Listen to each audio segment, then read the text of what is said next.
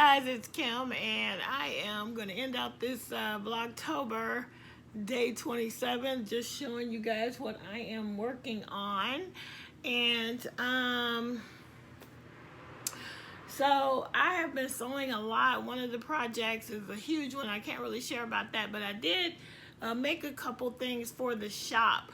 Now, right now, I do still have a sale going on, and this bag I'm going to show you right now is what's coming up in the future. So it will not be a part of the sale. I'm also going to show you a video of something that was sold before the sale, because I just thought it came out so beautifully, and I just really I took a little video, and the new owner already has it. And she has already shown it on her Instagram, and she's happy with it. So thank you, Pam. I'm glad you're happy, because I absolutely love the fabric. But in between the bigger project, I'm going to try and make things for my shop so that I can do an update, hopefully sometime in November, but we will see, because that's a lot. So let me show you what I'm hoping to do in the future. I figured out with the bigger project, I figured out and learned how to cut more efficiently. I'm mostly self-taught, first of all. Like, self-taught in the sense of I never had anybody standing next to me showing me how to sew, except for one early class where I learned how to use my machine. But all the bag making and everything, I've learned that from watching many YouTube videos. And as the years go on, I continue to learn how to do it better. And so I figured out a better way to cut, and it's easier, it's more efficient. I have less waste in my fabric, and this is probably stuff that experienced people already knew, but it's like I had the tools for it, but I wasn't thinking. I thought that what I was doing was easier because it was standardized my sizes, but I was just basically using quilt templates, and you end up having to cut around those, which is a lot of work. But if you just measure it out and cut strips and then cut strips, easy peasy lemon squeezy. So yeah, I figured out how to do that, and so because of that, I'm really excited, because I think I'll be able to update my shop a little more often and take better care of give it more attention, because it's not as hard to do. Anyway, so here's what I'm hoping to be able to do. Because when I cut certain fabrics a certain way, I end up having a little bit extra. So here's one of the bags that'll be coming up. And this is my standard. This is the same size as my larger bag. It's got, it's like about, I think it's like, it starts off as a 14 and a half by 14 and a half square. And then the sewing takes away a little bit. So it's fairly large. We have about a 5-inch gusset on the bottom. And each of my bags always comes with this kind of strap, as long as it's a zipper pouch. I keep my linings as simple as possible, so there is the arrow print on the inside of that. And my little, you could see, there's my label. So yeah, I'm just trying to be as efficient as I can with the fabric that I have. And this one is one of the ones that I love a lot, because I love to read, and this has all these classic books. It has Walden by Henry David Thoreau. It has Anne of Green Gables. It has Through the Looking Glass by, is it Lewis Carroll who wrote that? Yeah. The Picture of Dorian Gray is on there. Moby Dick is on there. It's a super cool print, Peter Pan. And so the way that I cut it, I end up with a little extra. So I think what I'm going to do in the future is you're going to have the option to add on a little notions pouch, which I toyed with the idea. When I first made the first one, I did not box the bottom, but I personally kind of like a box bottom, so I went ahead and boxed the bottom on this one, which maybe I will, maybe I won't have made up my mind, because that's an extra couple seams you have to do. And as you can see, look, it's a boxed bottom with a plain cotton muslin lining. So yeah, I finished this. This one has a white zipper, and this one has a cream color zipper. So yeah, I finished this. I finished another bag, which I'm gonna pop a video in right in here so you can see it. Okay guys, I had to document this bag because it's fabulous. And it's going out to a customer and a friend. But oh my goodness, this fabric is so fantastic. I'm glad to have some more. I might have to make myself this same bag. Anyway, by the time you see this, she already received it. And you can go check it out on her channel as well. Alright guys, bye. So, yeah. So that's upcoming. That, again, I have a few bags that I am making that will not go into the shop because we're just trying to get rid of what's currently in the shop. And then, what is that? Something just floated by my face. Did you guys see that?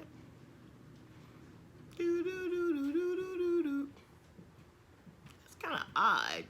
Okay, anyway. I saw it in the camera. I'll see if I see it when I edit the video.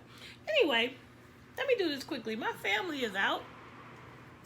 And my son has picture day on, when is picture day? Picture day is on Tuesday, so he went to go get a haircut. And he has a Halloween parade I told you guys about, and on Sunday next week we are celebrating the Day of the Dead, which is something from the I think it's mostly Mexican, but maybe it's from a South American culture, period. But they always have this celebration at his school. They've been doing it for 30 years. This is the 30th anniversary, so it's a huge deal. So he needs a pair of black pants for the performance. I think I've shown video here before. I will definitely share a little bit of that with you, but that is coming up next Sunday. So they're out getting everything that we need to get through this week. And so I'm washing clothes. I got meat thawing out, which I'm kind of mad at myself because I meant to put the meat out before I left for church so that by the time I got home now, it would be thawed out. Best laid plans, right? Anyway, enough of that. That's what they're doing, and so I have this moment to get the video together. So let me, I can show you the t-shirts. I'll show you Jordan's t-shirt for the Day of the Dead. The 30th annual Grandview Boulevard. What is it? I don't even know, but this is the official t-shirt for our Day of the Dead celebration. We all have one. And yeah, that was his. Mine's is back there. My husband wore his already. So he gotta wash that so he can wear it next Sunday. Anyway. So what I'm working on, I have a lot of whips in bags in my room. However, I'm just not gonna overwhelm myself, and I'm gonna work on just a few at a time. And you would think I would have brought that mermaid out here right to finish her. Not so. She's still in the other room. Anyway. What I'm making. Okay, so some of the things you've already seen. I am on to the 4th ball of my Bag of Day Crochet Easy Poncho. And it's coming along beautifully. Just started the 4th ball. And I hope I'm going to be satisfied with the length. The way that she designed it is that the dips don't go down that far on the arms. It dips further down in the middle. And she designed it that way. She put fringe on hers. I don't think I want to put fringe on mine, but I want to put something on the bottom. So I don't know. I might do I don't know. It just depends on how much of this I have left in the end. I do have many more ice yarns that I ordered. However, this is the last of this colorway, but there's another colorway that's really, really close. So we'll see. We might just use that for the 5th ball. Anyway, that's that. So I'm going to continue working on that. I also am I haven't done a lot this week on this, and you haven't seen it in the vlogs because I really haven't touched it a lot. I love how it feels though. But I'm pulling it out because I now know who's going to receive this. And you know, unfortunately, a coworker of mine got some pretty devastating news about the health of her daughter. And you know, when it's just hard. I mean, she's just a little bitty girl with a serious health crisis right now, and I'm not sure. I know what I'm praying for, and you guys could pray along with me. Just, you know, pray for my friend's daughter. Pray for God to give us a miracle. Pray for complete and total healing, and then start thanking him in advance for the healing that this little girl is going to receive. I can't imagine. I pray over my son all the time, and I thank God for his good health. And but I can't imagine getting a devastating news about your little one. And that is where my coworker is at. So she's going to be going through some intense treatments, and I just want to give her a hug. So I'm going to give her that blanket that she can wrap around herself as she's going through her treatments. Mom is going to have to be off work, and it's, you know, she's a single mom, and it's going to be tough. You know, it's hard. You know, I say it all the time. All moms are heroes. All moms. Working moms, definitely moms who work outside the home. Wow. And trying to do all this stuff and bring home some bacon, you know, and all that. It's an incredible thing. The women in my family have done it for generations. But I don't think I came to appreciate what it means until I had to do it myself. And I'm actually doing it without a whole lot of family support. So we're out here, we're in Southern California, we don't have family, we don't have grandmas, we don't have any of that, you know, so we are doing this thing together, you know, and it's, you know, it's challenging, but it's awesome. But single mothers, single moms who are working outside of their homes, holding it down on their own, those women are superheroes. And this girl now, on top of all of it, has to figure out how to care for her child. And so I just want to do, I mean, it's not a whole lot I can do, you know, so I want to send some stuff. So I'm sending that. I mean, I'm praying, which is the best thing, right? I'm praying for miracles, thanking God every day for healing. And in the meantime, I'm going to send love through crochet. So that. And I decided, I didn't look it up before I started recording, but I will put the name of the designer right around in here so you can see it. But the same person who designed the candy corn, which the Lucia Sugar Skull doll and the Kalina doll that I showed you guys the picture of that is on my list to make, I started making the Sugar Skull doll. And at first I was like, ooh, I can give this to her. But then I thought, no, I don't actually think that's going to be the greatest thing right now to give her. So what I did was the same designer has a free pattern, which I will link down below, for a doll. And what's this doll? I think this is called the Eve doll. Is it Eve? She has a few different dolls. Can't remember this one's name, but basically she just gives you the whole body of the doll for free, and then she sells the outfits that you can make to dress the doll up. And so I think that would be so nice for her. It's going to be small enough. I'm going to try to make the doll and maybe at least one outfit to give, and then be making another outfit to send so she can have it, and she can take it with her when she's going to her, if she wants to, she can take it with her, or she can just keep it at home, just something to bring her a little joy. I'm not sure how much she understands, but I just really want to send my love and support, and I'm going to use my crochet to do it. So the only thing I'm making it with this Hirschner's worsted 8, which I use for what? Oh, I use this for the skull cap, the ski mask. So I still have a ton left. You get like almost 400 yards in the ball. So look, I got it all dangling because I already started. So I finished one arm, and I started the second arm, and so I'm gonna make the whole doll up all the way. She's gonna be with no clothes on, and I'm gonna make her hair, and then I'm gonna make her at least one outfit, and then gift that, hopefully along with the blanket, to this family, just to help, you know, to do whatever I can. So the other thing that another new start. So remember, I had the blanket in here. Well, I emptied it out of the blanket.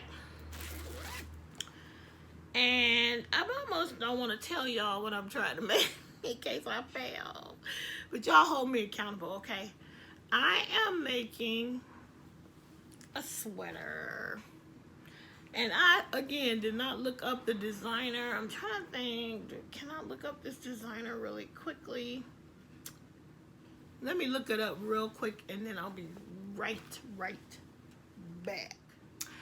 So I found this one on Instagram. I don't know who I was following, but I would, you know, sometimes this is what I do. I look at other people's things, and I see if they make a pattern by somebody and they say it's by at blah blah blah, then I click on that to see what other patterns that person has. And so this is one that came from sweeteverlybee.com. It is called The Beginner's Guide to Crocheting Your First Sweater. And so I'm gonna go for it. It's free. I will link it down below. Let me know if you want to join me. I am determined to get a garment done. Now here is the deal. I didn't watch all of the Christy Glass Knits Tell Me About Your Rhinebeck Sweater video. It's such a cool video to see all the things people do, but the first few ones that I watched, the first several ones, it was almost all knitting. And I just had this vision. If I ever go to Rhinebeck, I am 100% wearing a crochet sweater. Who's with me? Come on, let's storm the castle with all of our crochet. I could knit a sweater, but I think I can get through a crochet one quicker. Since crochet just goes faster. So I started this sweater, and what it is, it looks like it's going to be a front panel and back panel that are exactly the same, and then arms and, you know, that are exactly the same. Seems like it's going to be simple, but anyway, we'll see. And my issue is going to be just not to give up. That's going to be my issue. So this is the beginning of the first panel. Now I literally did a gauge swatch. I'm just trying to trust that it's gonna be okay. I guess it's gonna be okay. Yeah, it'll be all right. Anyway, it's, you know, this is the beginning. This is the first 21 and a half rows. And so what I'm doing, because I don't want to I lose count, and I ordered myself a row counter, you know, so I can click, because it's pretty much the same thing for several, like 70 rows. And these are the first 20-something, 21 and a half. And I'm putting a stitch marker at every 10. So let me turn it around so you can see my stitch markers. And actually, as much as I like to make and give away stitch markers, and I like having special ones, I prefer this kind of a stitch marker because it's lightweight and it's not gonna pull. And so yeah, I do actually prefer these kinds. So every 10 rows I'm putting that in, sort of like how knitters put in a lifeline. That's what I'm putting in, so I can know what row I'm on every 10 rows in case I have to pull it back. So that's what I'm doing. Good luck to me. So the only other thing I got coming up is I'm going to be starting another project, which I'll talk about as probably November 1st. Anyway, I think that's it. That's going to be all for this episode of the Crafty Nomad podcast, or I should say the Crafty Nomads Vlogtober. This is day 27. We are almost done. And I will see you guys on the next video. Peace. It's not gonna turn off.